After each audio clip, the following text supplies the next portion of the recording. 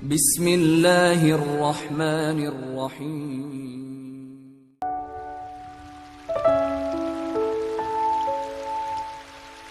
Teman-teman sekalian yang dirahmati Allah Subhanahu wa taala. Malam ini kita bicara tentang salah satu di antara inti dari iman kepada Allah Subhanahu wa taala. Bisa dibilang hampir semua cabang iman itu intinya adalah sabar. Kita bicara amal soleh apapun dalam Islam, intinya juga sabar. Kita bicara tentang realitas hidup, intinya juga sabar. Dan bahkan kalau kita bicara tentang apa jalan untuk masuk ke surga, banyak.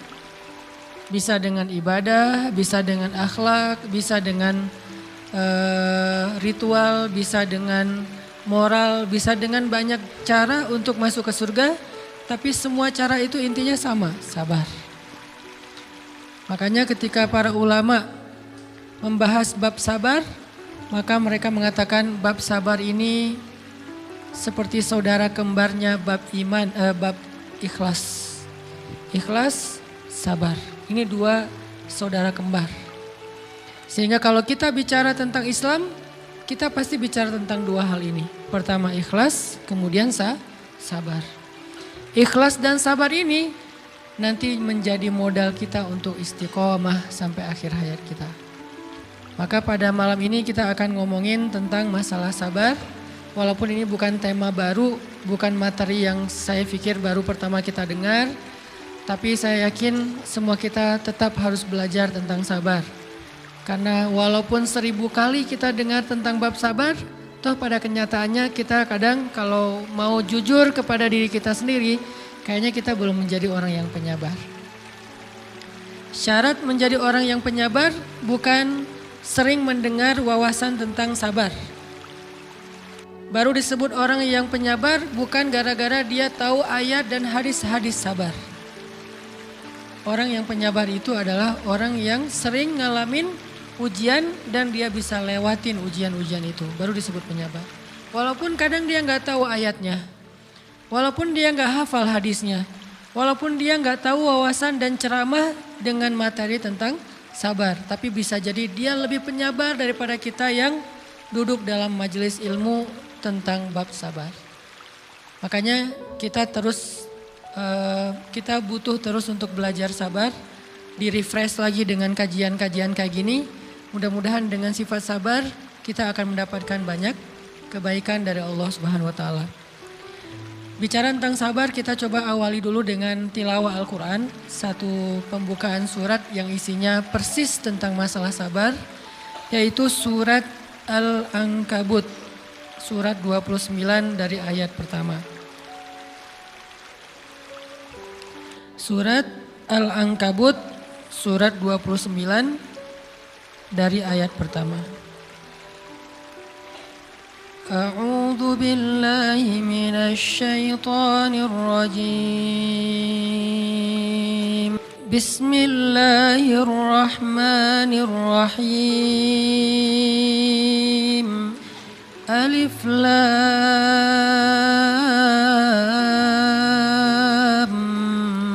Mim. Ahasiban nasu an yutraku an yaqulu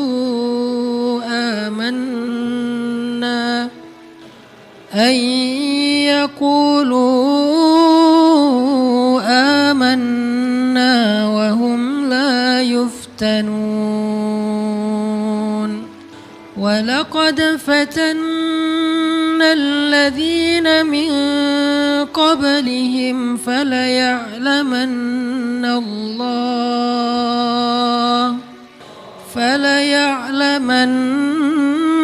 Allahu alladhina sadaqu wa laya'lamanna al-kadhibin.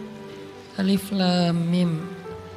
Apakah manusia mengira akan dibiarkan saja mengatakan kami telah beriman, sedangkan mereka tidak diuji? Dan sungguh kami benar-benar pernah menguji orang-orang sebelum mereka. Sehingga Allah Subhanahu wa taala memperlihatkan siapa orang-orang yang benar keimanannya, dan Allah memperlihatkan juga siapa orang-orang yang pendusta. Teman-teman yang dirahmati Allah Subhanahu wa taala, di ayat kedua surat Al-Ankabut Allah menyampaikan sebuah sindiran. Allah nyindir dengan bahasa, emangnya manusia pikir Allah akan biarin aja mereka mengatakan kami telah beriman, sementara mereka tidak diuji. Ini Allah lagi menyindir orang-orang yang selama ini berputus asa setelah beriman. Berputus asa setelah berhijrah. Berputus asa dan mengeluh setelah bertaubat. Allah lagi nyindir mereka nih. Seolah-olah Allah bilang, kenapa setelah kalian beriman malah kalian masih berkeluh kesah? Kenapa kalian setelah bertaubat malah menjadi ragu kepada Allah? Kenapa kalian setelah berhijrah malah jadi labil? Bukankah harusnya setelah kalian menyatakan kami taubat, kami hijrah, kami beriman, harusnya iman kalian makin mantap? Dan bukti bahwa iman kalian mantap apa? Bahwa ketika kalian diuji, kalian sama sekali tidak goyah. Jadi Allah Subhanahu wa taala seolah-olah mengatakan bahwa ujian adalah tabiat iman. Bahwa ujian adalah tabiat iman. Bisa diuji dengan ujian yang kita tidak suka, bisa juga diuji sebaliknya dengan ujian yang kita suka. Bisa diuji dengan ujian yang sifatnya fisik, bisa diuji dengan ujian yang sifatnya harta, bisa juga diuji yang lebih berat lagi dengan ujian yang sifatnya perasaan. Yang jelas semuanya diuji. Bisa diuji dengan ujian musibah, bisa juga diuji dengan godaan-godaan dari syaitan yang melalui hawa nafsu kita.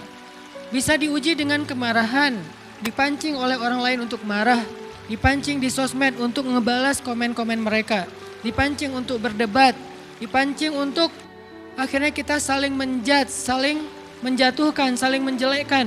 Ini semuanya bentuknya ujian. Makanya Allah Subhanahu wa taala mengatakan di pembukaan surat Al-Ankabut, kalau ujian itu adalah tabiat iman. Ujian dan keimanan itu nggak bisa dipisahkan. Apa hubungan antara iman dengan sabar? Sehingga Allah Subhanahu wa taala menilai keimanan seseorang itu dengan cara mengujinya. Apa hubungan antara iman dengan sabar? Ternyata ciri yang paling jelas orang yang imannya baik adalah sabarnya. Makin baik imannya, harusnya makin kuat kesabarannya. Jadi orang yang paling beriman itu tidak dilihat dari wawasan agamanya. Itu lebih kepada orang yang berwawasan luas, yang ilmunya banyak. Tapi belum tentu orang yang wawasannya luas adalah orang yang paling baik imannya, belum tentu. Bukankah iblis itu wawasannya luas? Dia mengerti banyak hal yang bahkan kita nggak ngerti. Iblis ngerti tentang dunia di langit. Iblis mengerti tentang alam yang ada di surga, alam yang ada di akhirat. Iblis tahu, bahkan udah masuk surga. Jadi ilmu iblis lebih banyak daripada kita sekarang. Tapi kenapa iblis malah tidak sebanding antara ilmunya, wawasannya dengan ketakwaan dan kesolehannya? Karena iblis tidak sabar dengan sebuah ujian. Ujian iblis apa? Eksis. Itu ujiannya iblis. Dia udah lama eksis, followersnya banyak. Setiap dia posting, orang berlomba-lomba jadi first like. Setiap dia posting, di repost rame-rame. Di YouTube viral. Channelnya tuh paling banyak subscribersnya. Iblis. Coba cari nanti di YouTube iblis. Ada nggak channel? Itu udah viral banget loh, eksis banget. Tiba-tiba datang pendatang baru. Muncul pendatang baru. Pendatang baru ini tiba-tiba melejit. Followersnya langsung nambah, kejar-kejaran akhirnya disalib. Pas lagi kayak gitu dia nggak kuat dengan ujian nama besar, ujian eksistensi, ujian popularitas, ujian siapa yang lebih dihargai, ujian-ujian kayak gitu. Sama kayak kita kadang-kadang ngerasa udah banyak jasa dalam sebuah organisasi, udah banyak jasa dalam sebuah komunitas, udah banyak jasa dalam sebuah lingkungan, masjid, sekolah, organisasi, teman-teman. Kita yang paling sering berkorban. Tapi ternyata yang eksis, yang masuk media, yang masuk TV justru orang lain. Itu kan ujian ya. Nah ini nih yang kadang-kadang ujian namanya zulzilu, diguncang perasaannya. Bukan diuji dengan fisik, kadang-kadang ujian sakit, capek, lelah, buat kita bisa kita lalui tuh dalam sebuah organisasi nih. Kita lagi bikin kegiatan sosial, baksos. Di sekolah, dengan OSIS-nya, dengan ROHIS-nya, di kampus, dengan BEM-nya, dengan LDK-nya, kita bikin acara baksos. Kan effortnya lumayan ya. Kita begadang untuk meeting, kita survei lapangan, kita kerja malah tidur sehari cuma 1,5 jam, 2 jam. Fisik kita lelah, fisik kita capek, kadang sampai sakit. Sampai dirawat di rumah sakit gara-gara kena misalnya tipes gitu, gara-gara kita habis-habisan bekerja, itu buat kita gak masalah. Ujian fisik kita lalui. Dan besok mau ngadain lagi, kita yang paling semangat dan aktif. Gak masalah capek juga. Gak masalah juga kita lelah, gak masalah kurang tidur, gak masalah berjalan jauh, gak masalah. Satu, ujian harta. Kita yang justru nombokin. Kita yang nalangin dulu modal-modal untuk kegiatan-kegiatan tersebut. Kalau ternyata nggak tercover dananya, akhirnya nggak bisa dibalikin talangan kita, nggak apa-apa, kita ikhlas. Kita berkorban dengan harta kita. Butuh apa? Saya bayarin. Butuh apa? Kita lewatin ujian harta. Tapi begitu ujian perasaan, kita udah capek, lelah, kurang tidur, nombokin, nalangin habis-habisan. Ternyata teman kita yang jadi ketua panitia ada kadang cuma masalah itu doang. Atau dia yang jadi PR-nya. Yang namanya PR ketika diliput oleh media kan dia yang muncul mukanya kan. Akhirnya diundang oleh misalnya hitam putih lah atau apalah. Kok dia yang muncul di sana? Atau diundang berdua tapi sampai di sana dia yang banyak ngomong, kita diam aja. Pulang-pulang pundung. Begitu besok mau ngadain lagi udah gak mau terlibat. Left group. Kenapa itu terjadi? Ujian zulzilu, perasaan. Itu yang dialamin oleh iblis. Iblis rela banget disuruh beribadah, sujud beribu-ribu tahun, kuat iblis. Kalau kita mungkin jidatnya hitam, kalau iblis mungkin udah kepala-kepalanya hitam, saking rajinnya sujud. Wah, ibadahnya udah ribuan tahun. Iblis disuruh berkorban dengan harta yang dia miliki, dia kasih aja semuanya. Tapi kalau disuruh dia ngalah dari Adam untuk memimpin alamin, menjadi khalifatullahi fil ard, menjadi pemimpin wakilnya Allah di muka bumi, buat iblis ini berat. Kenapa dia? Ana khairum min, saya lebih baik daripada dia. Saya lebih senior daripada dia. Saya lebih sehat daripada dia. Saya lebih keren daripada dia. Saya lebih. Ujian emosional, ujian ego, ujian perasaan. Itu yang lebih berat buat kita. Kadang sakit dan dirugiin orang lain, teman segala macam kita masih oke lah. Selama ini asal kita ngumpul selalu gua yang bayarin, oke deh gak usah dibahas. Baru dibahas nanti pas sakit hati. Kalau belum sakit hati kan gak dibahas kan? Gak apa-apa deh kita terus yang bayarin, kita traktirin ngopi apa segala macam. Gak pernah dibahas. Kebersit sih di benak kita, cuman gak mau dibahas. Kenapa? Udahlah biarin aja, easy going. Kemudian kayak kita yang capek harus rempong sana kemari segala macam. Selalu acaranya di rumah kita, akhirnya kita yang bayarin, kita yang rempong, nyiapin segala macam, bebersih sendiri. Tapi begitu ada yang nyakitin perasaan kita sedikit aja, semua itu balik lagi. Dari dulu ya, nah keluar kan? Kenapa? Dipancing oleh ujian perasaan.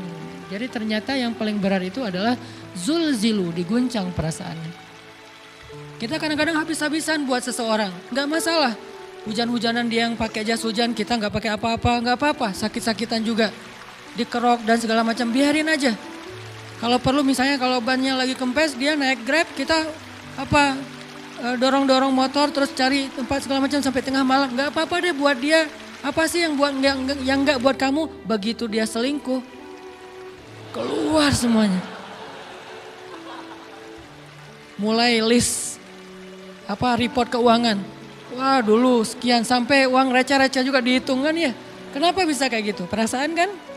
Nah ini nih yang kita coba belajar. Mungkin malam ini kita lebih banyak membahas tentang sabar terhadap ujian perasaan. Karena banyak macam-macam ujian. Nah gimana kita memanage perasaan kita. Gimana cara kita merecovery perasaan kita dengan bab sabar.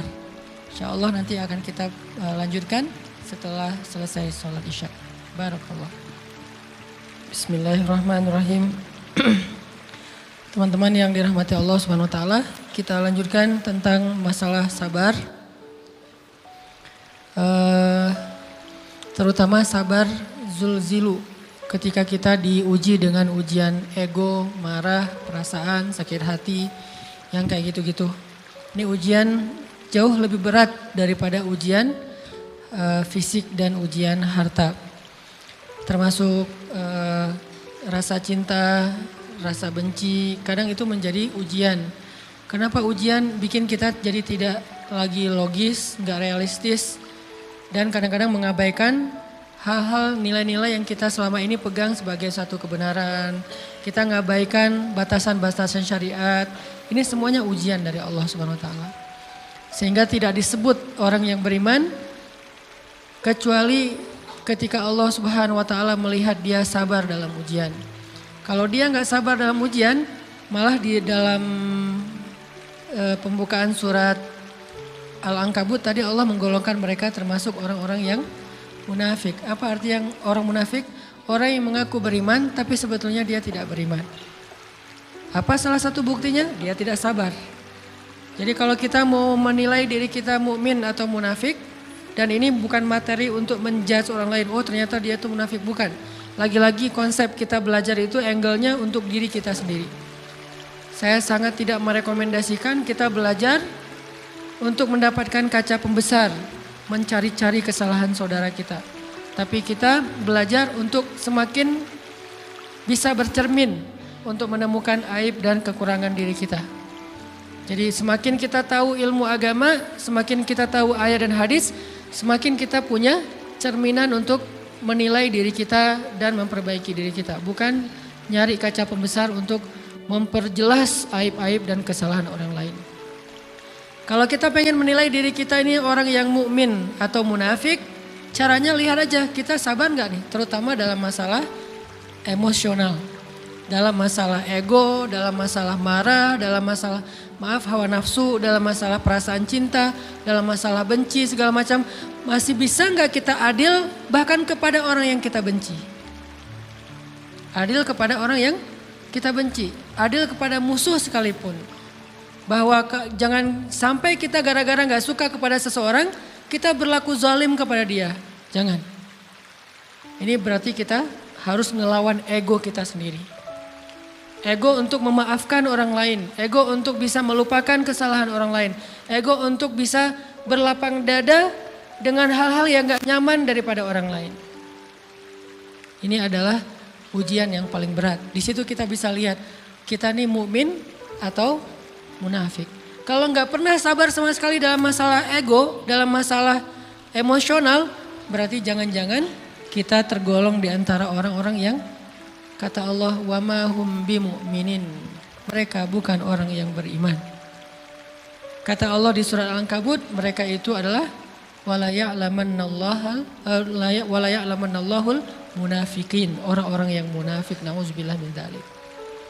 Kalau kita merasa pernah sabar terhadap emosi kita, sekarang kita lihat sesering apa kita sabar terhadap emosi kita. Maka derajat seorang mukmin tergantung tingkat kesabarannya. Ada yang orang sabar hanya kalau disakiti dengan satu kata. Ada yang sabar dengan satu kalimat. Ada yang sabar dengan satu paragraf. Ada yang sabar dibully rame-rame juga dia sabar.